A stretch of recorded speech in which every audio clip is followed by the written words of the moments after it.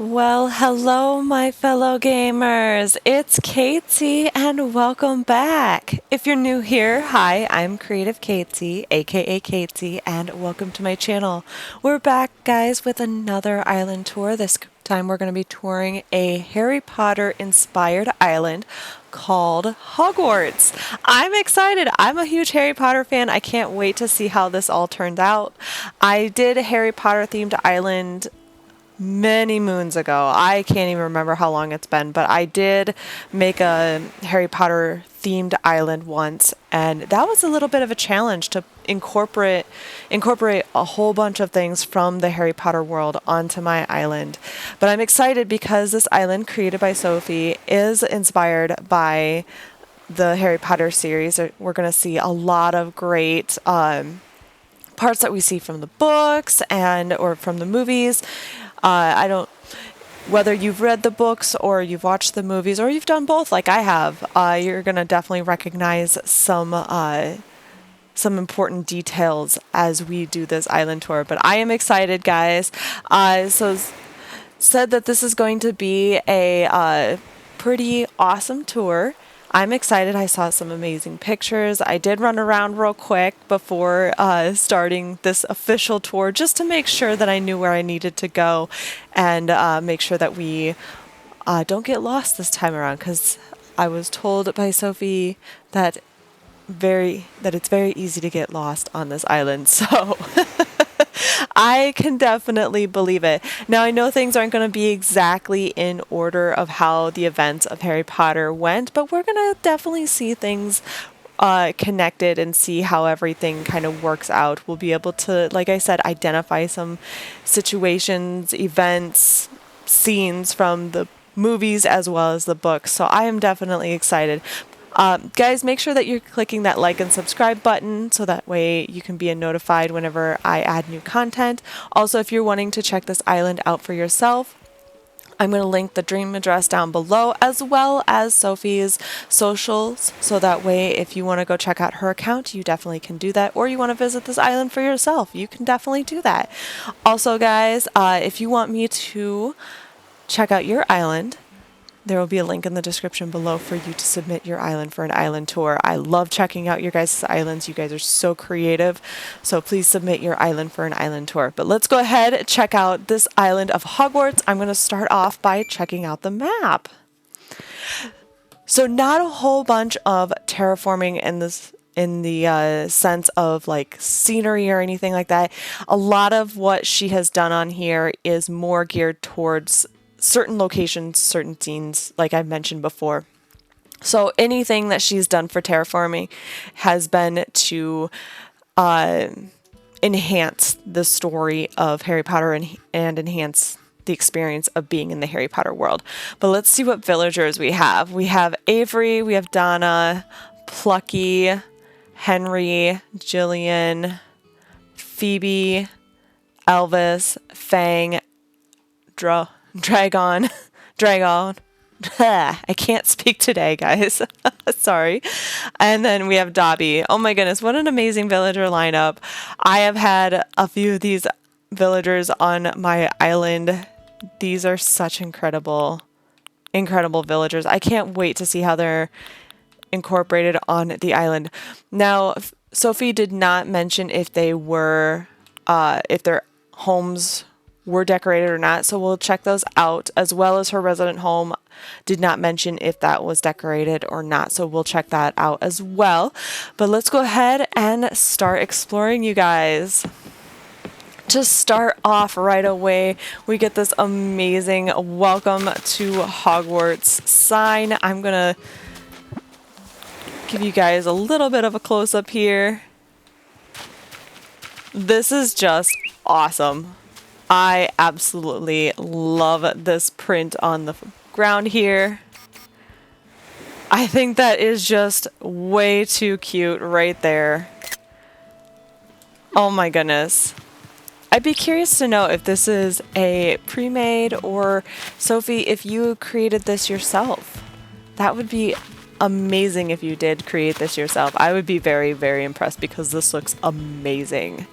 So right off the bat, we go from this entrance and we are stepping onto a private drive. Now, if you are unfamiliar with the Harry Potter series, or it's been a long time, this is where Harry lives with his aunt and uncle and cousin. We have the cat, who is supposed to represent Mrs. McGonagall. Mrs. McGonagall is able to shapeshift into a cat. But we see all of the homes here are lined up just like you would experience in a typical neighborhood in London. And right down here we have all the wizards who brought Harry to his aunt and uncle after the death of his parents. They are hanging out right here. Sorry guys, there will be spoilers ahead as I explain what we're experiencing on this island. So if you've never read the books or seen the movies and you've been meaning to, you might want to pause now and wait to come back for this island tour until after you have done so, because there will be spoilers, because I'm going to explain everything that we are seeing throughout this island tour. Excuse me. So anyway, I can probably guess which house is supposed to be the Dursleys' house. It's this one right here. When Harry turns 11, or it's his 11th year, he gets a whole bunch of letters from Hogwarts, which is the school of witchcraft and wizardry in the UK. So he has been accepted into this school. It's kind of like a boarding school in a way, but it's for witches and wizards. So that means that he's going to pack up all his things, go live there for a time period, and then come back and live with his aunt and uncle during the summer months. But let's go ahead and check out this home. Just curious to see if it's been decorated on the interior or not. But the letters are because of the fact... Okay, so it doesn't look like the interiors are decorated. So we will go ahead and stay outside of the homes, focusing on the island itself. Anyway, as I was saying before, we're seeing all these letters because the Dursleys were against Harry going to Hogwarts, because they were... I lean towards jealous of Harry and his ability to do magic. It was evident that his aunt was very jealous of Harry's mother, because his mother was a witch, but his aunt was not. So Harry's mom and his aunt are sisters, and that's that connection there. So they were very, very jealous of Harry's wizarding connections. So if we just jump up here, it is a continuation of Privet Drive, as you can see. And so next we are going to go down here. Now this is cool because I have never seen, so I've seen a few islands that were inspired by Harry Potter and Hogwarts and all that stuff. And like I said, I have done it myself, but I have never seen anyone do this scene, which is when Harry kind of discovers there's something weird about him. And that is, he goes to the zoo with his cousin, his aunt and uncle, and discovers that he can speak to snakes, which is really important. I'm not going to explain why that is important, because if you do not know, you should definitely go read the series, especially if you love fantasy. Definitely go read the series. But it is a very key point, because not only is talking to snakes odd, but it kind of is the introduction towards the wizarding world, meaning that he is not a normal child. He has magical abilities that his aunt and uncle and cousin do not have. And he just really mostly discovers that while at the zoo celebrating his cousin's birthday.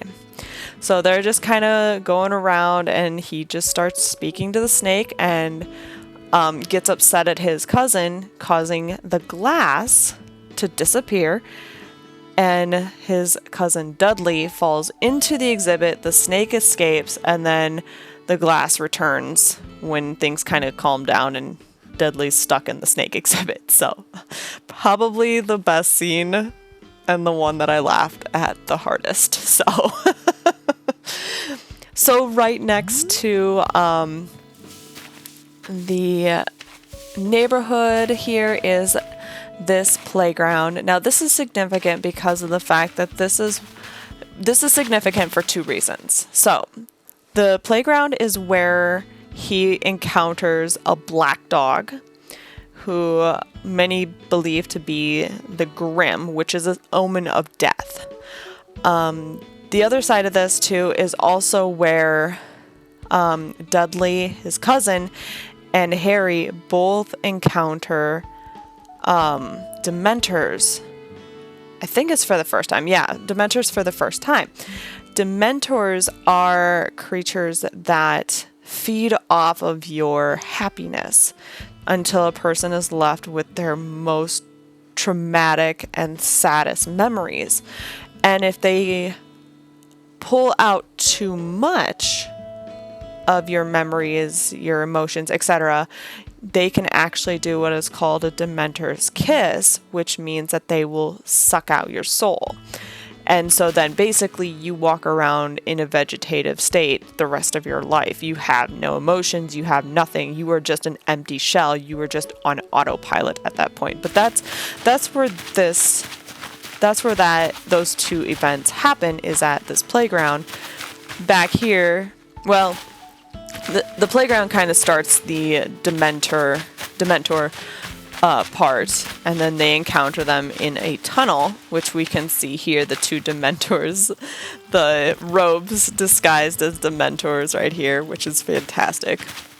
And I don't see a dog, so I'm guessing she didn't portray that scene. But just to point out something else, because I do not want to disappoint my friend Matilda. Whee!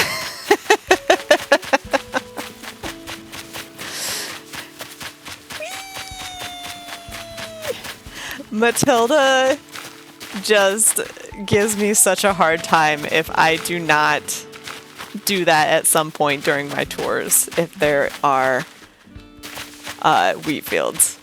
So, there you go. That part was from my friend Matilda. So, we move from more of what is considered the Muggle side, or non-magic folk.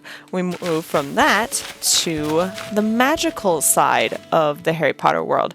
So, we have these train tracks, which again are significant. I will get back to that because I want to bring us to this area here. So, we have this little market area, supposed to represent London a little bit, but back behind it is this bar/inn called the Leaky Cauldron. So what's cool about this is the Leaky Cauldron is a front for a magical community that is hidden behind it, called Diagon Alley. Pretty awesome. Oh my goodness. Okay, so I did an initial run through of the island just to make sure I knew where I needed to go and whatnot. Normally I don't do that, but Sophie suggested that I do that just so that way I don't get lost. So first of all, I just noticed these here. These are flyers indicating there is a wizard who broke out of Azkaban prison. Azkaban is actually where the Dementors guard wizard and witch prisoners. So these are people that did something bad. They went to jail, which is called Azkaban. It's basically like Alcatraz in the wizarding world, and it's guarded by these creatures for the most part. So you have these wanted posters because Sirius Black is the first person to have ever escaped Azkaban. which is pretty significant. And then the other cool thing is back over here. It's kind of hard to see, but I'll do this. Back over here is one of the rooms in which Harry stays while at the Leaky Cauldron, and he buys a book that is the Book of Monsters that he needs for one of his classes at Hogwarts, and the book is a legit monster that eats his shoe. I just love that scene. The poor book, though, at the end of that scene. The poor book. I'm not going to give it away, but the poor book. So right here we have Hagrid, which is the gentleman who came and got Harry from the Muggle world and brought him to the Wizarding world. The umbrella is significant because Hagrid technically is not allowed to use magic anymore. He was expelled. But parts of his wand, I believe, are still in this umbrella that he has. So he's able to do some magic that he needs to do, but not able to do large amounts of magic. So anyway, behind the Leaky Cauldron is this wall of bricks that you have to tap certain bricks to then reveal Diagon Alley, which we have right here. So the first shop that we have in Diagon Alley, so basically the Diagon Alley is the marketplace for witches and wizards in the Harry Potter universe to go to shop for school, or just to shop in general. So we have the tailor shop, which is supposed to have all of the robes that you would need based upon which house you are sorted into when you get to Hogwarts. We will get into that a little bit later. We have Gringotts Bank, which is run by, is it goblins? Yes, goblins. And it's considered one of the safest banks ever. Like, you pretty much have to be desperate to try to rob this bank because, yeah. Again, I'll leave it at that. So anyway, this is Gringotts Bank right here. Pretty awesome because I love the fact that they have the dragon in there, which there are dragons within the bank. It's the thing with the Harry Potter world that you always have to remember is that the inside of a structure, building, whatever, is usually a lot bigger than the outside. Looks can be deceiving. So we are just seeing the front.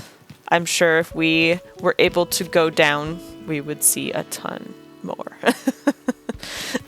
So we have Gringotts Bank right here, and then we have a whole bunch of little shops right here. So we have, oh shoot, I forget the name, but it's the jokester shop that is created, that was made by Ollivander, oh my goodness, the Weasley twins. They were jokesters in the books. They're older than Harry, and they come from a huge family, but they love to do practical jokes and stuff like that. So they opened up a kind of like a joke shop type thing.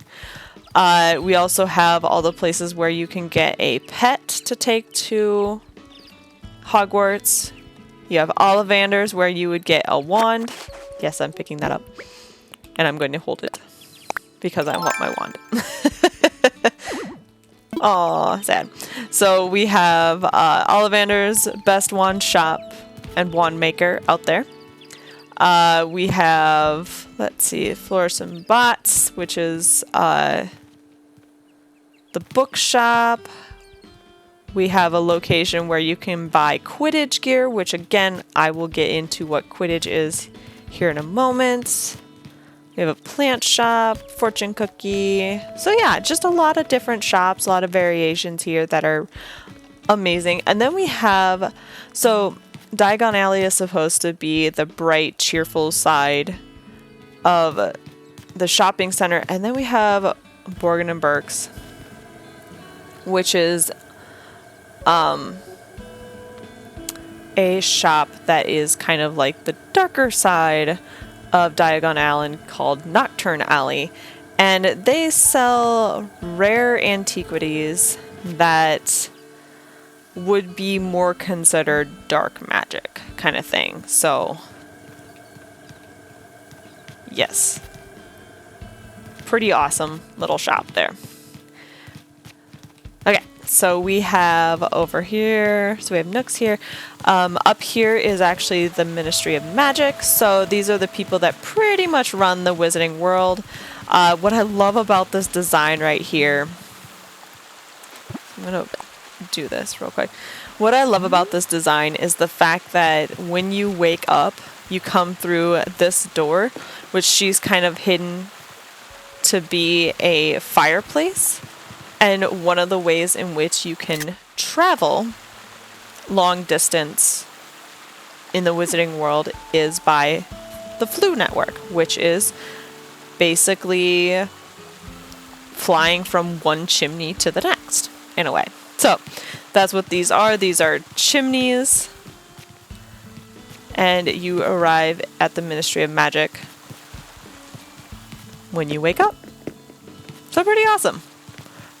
Now, if we go head this way,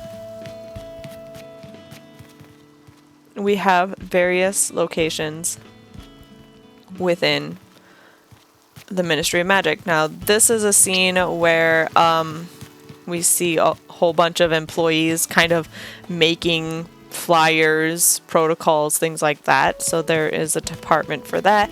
We have this spot right here, which is kind of like the trial room. So anytime a witch or wizard does something against the rules, they're brought in for a trial, and depending on the severity of the crime will determine how many members of the ministry are a part of the trial. Harry was in here one year because he used magic in front of his cousin Dudley, a muggle, and this was when the Ministry of Magic was starting to be against Harry a little bit, basically causing problems. And the pink cup is also significant because one of the most hated, and I mean hated, characters in almost any book, any movie, whatever out there is Professor Umbridge. Dolores Umbridge is her name, and she is so hated because she loves rules, she loves being in charge, she loves power, and she does it all with this quirky smile and in pink. So if there's ever a reason why I dislike the color pink, it's Dolores Umbridge right here. But anyway, she loves discipline, loves it with a passion, and loves seeing other people suffer for whatever reason. Like, I would not have been surprised if at the end of the Harry Potter series, she turned out to be the big and baddie. She's not, but I would not put it past her. But anyway,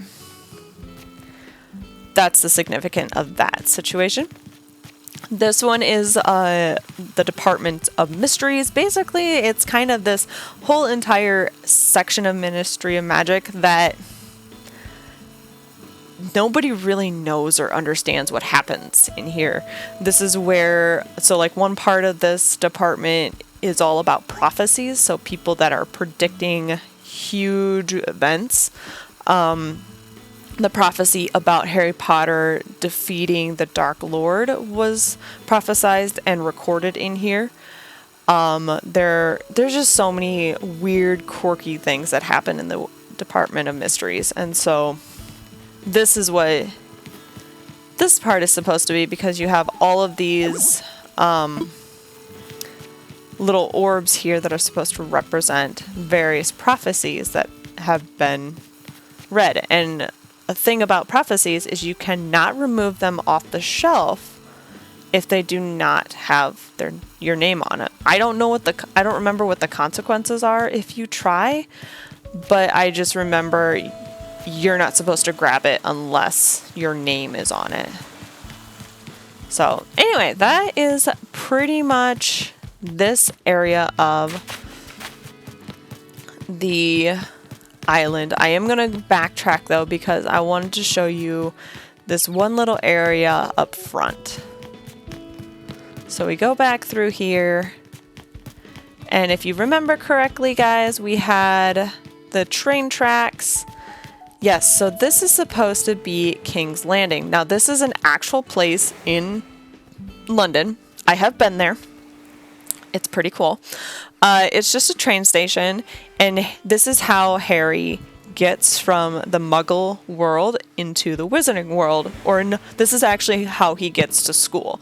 So he's supposed to get to platform 9 3/4, which is between platforms 9 and 10. But the only way to get there is to run at the wall to pass through the barrier. So we're going to do that. So we have our little cart here. We're pushing it through. Let's see if I can do this. I'm trying to take a fun picture here.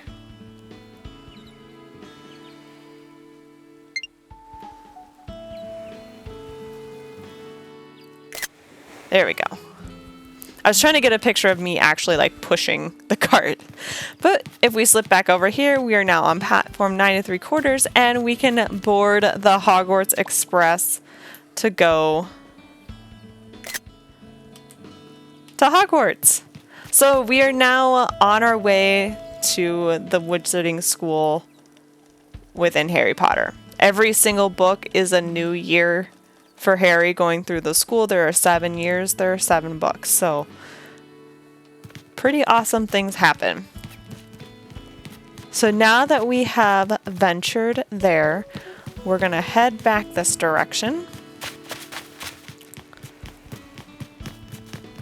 to go to the Wizarding World.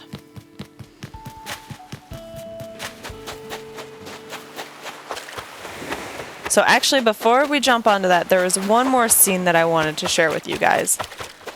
So right here is when Hagrid first comes to get Harry. His Harry's aunt and uncle decided that they were going to try to hide from the people that were trying to recruit Harry to Hogwarts. Well, because they weren't responding, the headmaster of Hogwarts, Dumbledore, sends Hagrid to come and get Harry. So Hagrid tracks them down, and on Harry Potter's 11th birthday, he finds out that he is a wizard.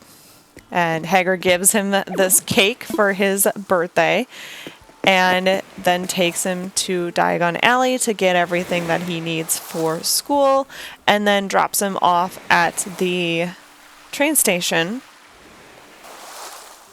to come to Hogwarts. So on this island, the first thing that we see is this area right here. Now this is called a Quidditch pitch.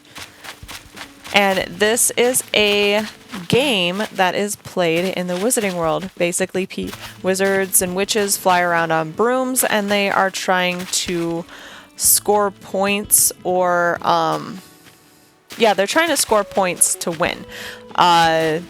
Most of the players are concerned about this ball right here, the quaffle, right? The quaffle, and they're trying to throw it into the opposing team's hoops. This ball right here is a bludger, and they are mean. Their whole purpose is to fly around the pitch and try to knock players off of brooms. Now, this is a very physical game. If you are not aware of it,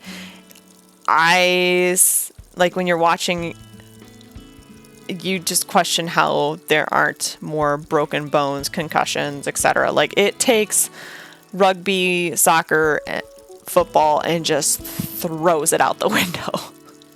So that's what this is. And then we have this ball right here, which is called the Golden Snitch. One player on each team is supposed to focus on catching this. Everybody else is supposed to either try to score points using the quaffle, protecting their teams against the bludgers, or defending the nets or the hoops that the quaffles go into. And then they also have a player who tries to find the golden snitch. Now, this is called a seeker, and the seeker will seek out this ball, chase it around, try to catch it. You catch it and you win the game, and the game is over. So that is where that is. And we can see we have a bunch of seating. We have a bunch of like towers here where students and people come to visit and watch the game. It's very, very competitive. It's a very competitive game. So especially when you have the House of Gryffindor and the House of Slytherin competing against each other. So up here, so actually that's a good introduction. So there are 4 houses within Hogwarts. There is Gryffindor, Ravenclaw, Hufflepuff, and Slytherin. When you are a first year at Hogwarts, you are sorted into one of these houses from the Sorting Hat, and then your house, as Professor McGonagall, she's one of the professors at Hogwarts, says, your house is like your family. As you do good within the school, you will earn points or earn achievements. If you break rules, you will lose points and be disciplined. Every single year, every year, each house is competing for the House Cup, which is basically saying that this was the best and most worthy house of the year because they've gained the most amount of points. So that's that portion of it. And Gryffindor and Slytherins are very competitive against each other. They are huge rivals against each other. So back here we have what is called the greenhouse. So one of the things that they do in Hogwarts is take care of the various plants. Now, Professor Sprout, she is the head professor for the Hufflepuff house. She handles all of the plant care at Hogwarts, but she teaches students about the various plants that can be found in the wizarding world. They are very different and can be quite dangerous. So, FYI. But yeah, this is her classroom. We see her for the first time in book 2, year 2, when they need to plant mandrakes, repot mandrakes. Mandrakes are fugly. That's the best word that I can describe them. They basically are little baby, like legit, like when I say baby plants, that's the best way I describe them because that's legit what it is. Think of a baby that looks like a little tree with a combination of a baby and the tree from Charlie Brown Christmas. That's the best way that I can describe it if you do not know. So anyway, they're trying to repot these mandrakes, which is important for later in the book, but I'm not going to spoil that. So over here, we're getting into Hogwarts. So Hogwarts is in a legit castle. That's why you're seeing all the castle items in here. And this first room that we're going into is called the Great Hall. So this is where students eat every single night. This is also where you're sorted, where the sorting happens with the Sorting Hat every single year. This is where they do announcement of the House Cup and everything. So yeah. And you typically sit with your house. So all Gryffindors sit together, all Hufflepuffs sit together, usually. Now there's some friendships between houses and stuff, and we see that within Harry Potter as well. But for the most part, people will sit within their houses. Now, these robes here are representing of all of the, or a lot of the main professors within Hogwarts. We have Headmaster Dumbledore right here. We have so he's in charge of the entire school.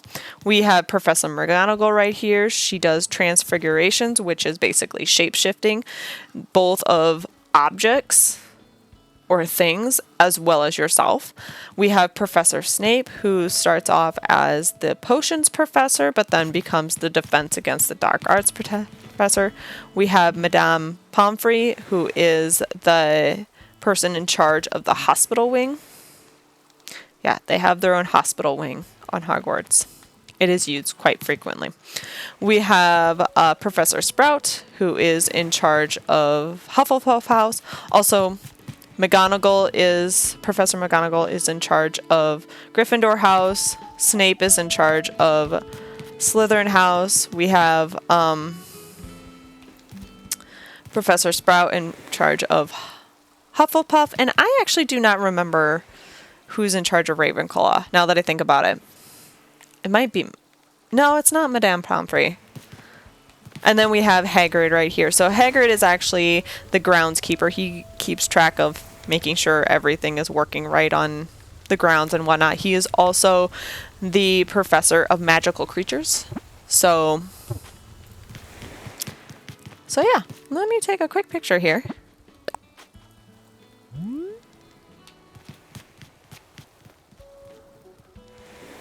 Because we gotta get a picture of the Great Hall. Ah. So yeah, that is the Great Hall.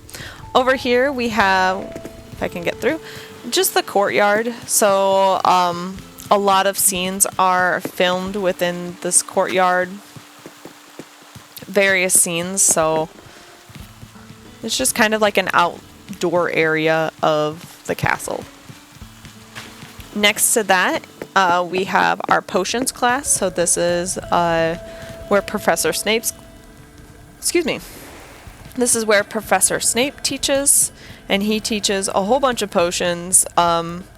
So potions vary from potions that help you with your luck, love potions, potions that bring about death. I mean, there is just a wide range of potions that can be made within the wizarding world. It is crazy. Next door, we have Professor McGonagall's class for Transfiguration. One of the first things that we see her within her class is she has kids bring in various animals, and they're supposed to turn those animals into goblets and then turn them back. So just basically doing that type of magic.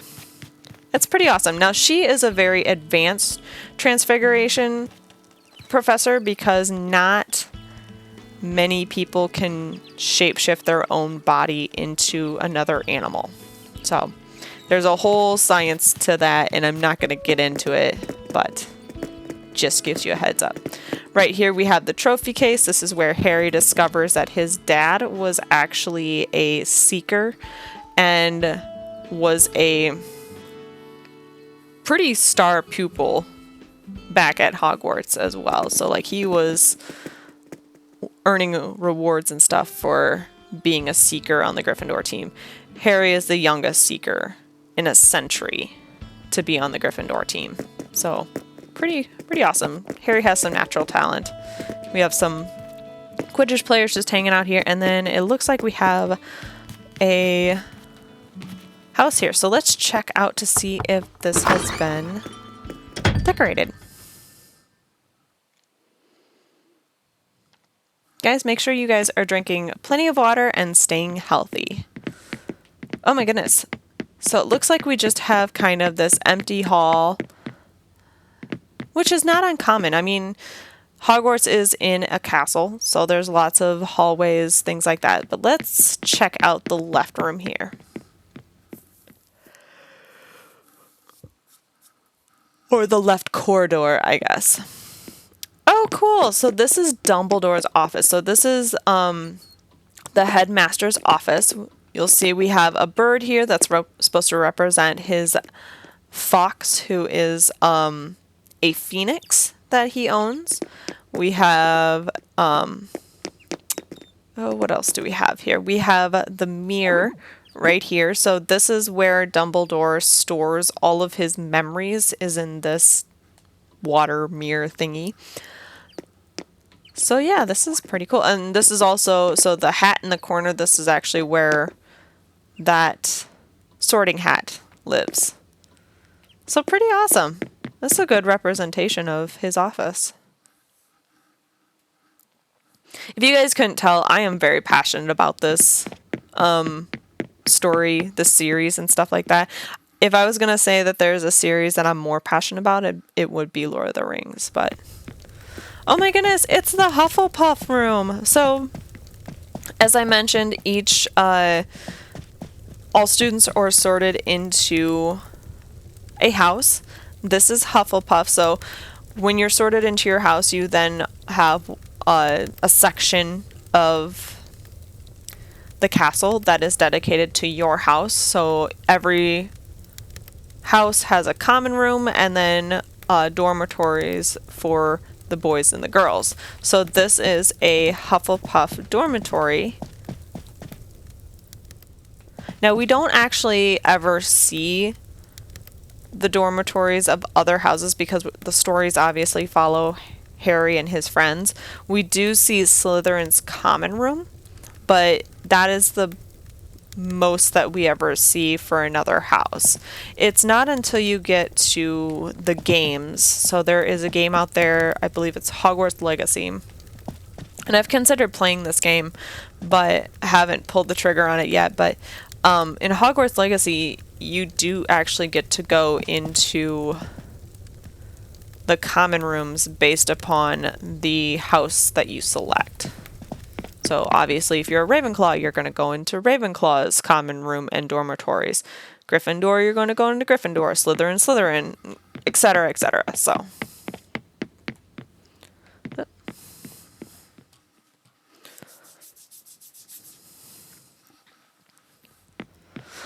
oh, cool. So this is supposed to represent Ravenclaw's house or dormitory.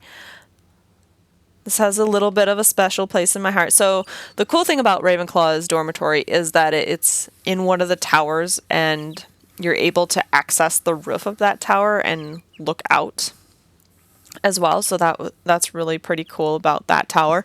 I'm also a Ravenclaw, so this has a little bit of a special place in my heart. So yeah, this is pretty cool. I have a feeling I know what's going to be downstairs, and I have a feeling I know what's going to be upstairs. So a little fun fact about me is, so I was sorted into Ravenclaw. I'll tell you in a minute. So here's Slytherin. This is their common room, actually. So it's a very sleek, dark design. And you'll notice that each of the houses kind of represents the colors of the house as well. So, or the main colors of the house. So for Slytherin, their main color is green and silver. So you'll see a lot of green and silver incorporated. Now, yes, there's a lot of black in here too, but that's just because of the fact of it being more of a sleek design and stuff. If you go into Hufflepuff, the main colors are black and yellow. And then in Ravenclaw, you have blue and I believe officially the color is like a coppery color, but other times Ravenclaw has also had blue and silver. So it's kind of like back and forth on which one it actually is. I believe the official color is blue and like a coppery color, but it's also been represented with blue and silver. And then Gryffindor, I have a feeling, is going to be upstairs because they are also in a tower, but they don't have access to the roof like the cool Ravenclaw kids do. So, oh my gosh. So each common room for the houses have kind of like this door that you have to pass. And to get into Gryffindor's common room, you have to go to this painting that's called the Fat Lady and tell her the password, and then she'll let you in. The dormitories and the common room is behind her portrait. Now, portraits at Hogwarts have the ability to move, and kind of like a piece of the person who the portrait is of, part of that person's soul is put into, or I think that's what it is like a part of the soul goes into the painting, which is why they're able to come alive. So you tell the password to the Fat Lady here, and she will allow you into the Gryffindor common room. So Gryffindor is represented with red and yellow. And also each house has an animal representation as well. So for Gryffindor, they're represented by a lion. For Hufflepuff, they're represented by a honey badger. Ravenclaw is represented by, again, huge debate, whether it's a raven or an eagle. I believe it's supposed to be an eagle. I'm trying to remember the exact, because there's been a lot of documentation and a lot of things that have come out being like, oh, it's supposed to be the raven, or oh, it's supposed to be the eagle, and I forget which one is the official one. It's been so long since I've looked at them, even though it's my house. But I believe it's the eagle. And then Slytherin is represented by, can you guess? A snake. So, what the purpose of those animals are, I do not recall off the top of my head. I was going to tell you guys a story, but now I'm blanking on it.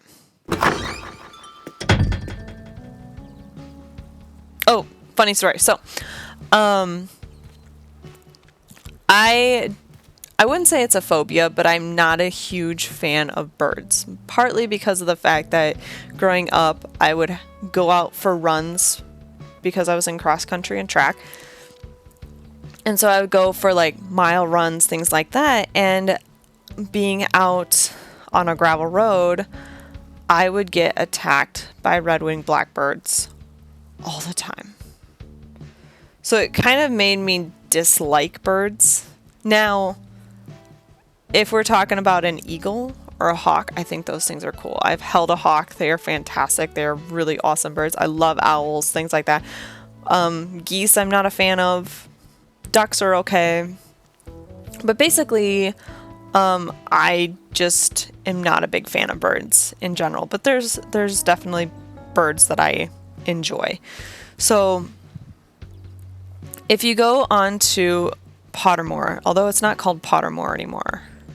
But anyway, if you go on to this official online website for the Harry Potter Wizarding World, you can get sorted into your hat, find out your wand, find out your Patronus, which is a kind of like a spirit animal that protects you. So you find that out, and then you can also find out what your house is for the American school. So the Wizarding World has recently expanded into America, and they have an American school. So my Hogwarts house is Ravenclaw. My wand is a holly branch with a phoenix feather as a core. So each one has a core, and it's either the 3 typical ones are dragon heartstring, unicorn hair, or a phoenix feather. So my wand core is a phoenix feather. My Patronus is a falcon, and my American house is a thunderbird. Are you guys seeing a theme? And I dislike birds. But for some reason, in the wizarding world, I am 100% represented by birds. It is just the funniest thing ever. It cracks me up every single time. So, I just thought I'd share that with you. So, off of the castle area next to it is Hagrid's house. So, Hagrid, again, being the guy who came and picked up Harry, he is, he still resides in the wizarding world, but he's not allowed to use magic. And so because of this, he is employed by the school and is in charge of taking care of the magical creatures found there. So we have various cages here for various animals. He has a dog back here, but then he also has a hippogriff, which is a horse/eagle type creature. So yeah, he's in charge of that. And this is his little pumpkin patch, and there's Buckbeak back there. Yeah. So one other place that, well, 2 other places. So actually we'll come back to the one over here. Over here, this is actually really cool. I'm gonna run down here real quick. Super creative. This is where Harry's best friend, Ronald Weasley, lives with his family. So this is called the Burrow. He lives there with 7 siblings? Bill, Charlie, Fred, George, Percy, Ron, Ginny.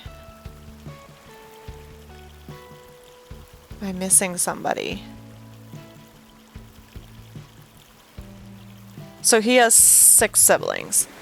And then, of course, his parents. And they're very humbling individuals. They're not rich by any means. They're very humble. They're very down to earth. They have their own animals that they take care of. But this is just kind of like where they live. And again, looks can be very deceiving because it's, when you kind of walk up to it, it kind of looks like a very tall shack in a way. But when you go in, it is very homey, very roomy on the inside. And it's just a super adorable location. But this is kind of Harry's second home. He considers Hogwarts to be his first home, and then Molly Weasley, who is Ron's mother, pretty much unofficially adopted Harry. So that's this area. And then over here is the last part, and it is super, super sad, guys. This is where Dobby is buried. So Dobby is an elf. Basically, elves are slaves within the wizarding community, and Dobby plays a huge, or not a huge role, but he has some importance within the stories and stuff like that. And sadly, he lost his life protecting Harry and helping Harry, and that was one of the saddest moments right there, was having that happen. So super, super sad. Oh my goodness, where'd it go?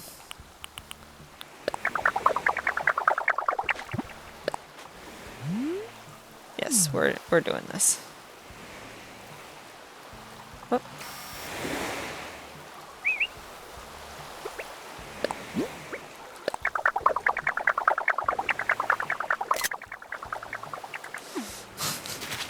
But yes, this is another important scene that is found in the Harry Potter universe. Now, there is one more location. Oh, hello! Welcome to Hogwarts. Oh, thank you! So this character is supposed to represent Professor McGonagall, who is the head of Gryffindor House and the Professor of Transfiguration. Professor McGonagall has a really interesting backstory. I'm not going to get into it, but she definitely has a very, very interesting backstory. So back here, we go a little bit further. Now this is significant. So the main bad guy in the Harry Potter series is trying to achieve immortality, basically. He wants to live forever and trying to figure out ways to do that. And during this whole entire quest, or whatever you want to call it, exploration, the bad guy creates a following of a bunch of people that have similar viewpoints, but also are interested in the purity of the magical world. So anyway, there was a prophecy about Harry Potter defeating this Dark Lord, so to speak. And he does for a time period, but then the bad guy was wandering around for a long time, trying to pretty much come back to life. And he was dead, but, well, his physical form was destroyed.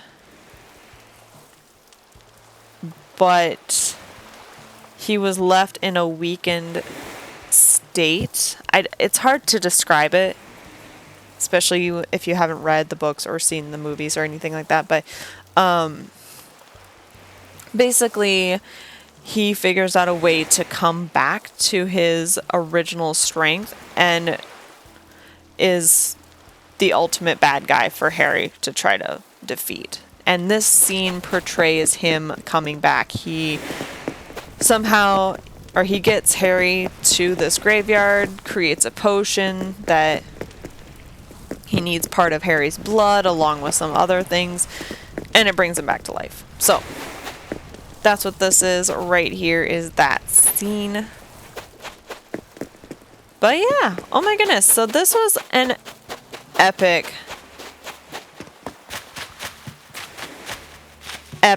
island. This was incredible. I am really curious, Sophie, where you found all of your codes, because when I created my island, I don't recall ever finding any of these codes. So this is phenomenal. Absolutely incredible. But I think that is everything for this island. Yes, it looks like this. Oh my goodness, guys. What an experience. I hope you guys enjoyed exploring the magical world of Harry Potter with me, stepping into the wizarding world and seeing Sophie's portrayal of that world. So thank you guys for coming along with me. Sophie, thank you for submitting your island for an island tour. This was absolutely a blast. I would say this is probably my favorite part of the entire island. I love watching Quidditch. I love when they play it in the movies and when I read it in the books and stuff. This is just awesome. So this is probably my favorite part of the entire island. Guys at home, what was your favorite part of this island? Leave a comment down below. Would love to hear from you. Anything that inspired you, anything that reminded you of the books, made you happy, that you loved, leave a comment down below. Again, if you guys would like me to come and check out your island for an island tour, there will be a link in the description below that you can submit your island. Make sure you're clicking that like and subscribe button. But guys, thank you again for coming along on this tour. Sophie, thank you so much for requesting an island tour. Wherever you guys are in this amazing world, have a wonderful rest of your day. Keep on being inspirational. And until next time, guys. Bye-bye.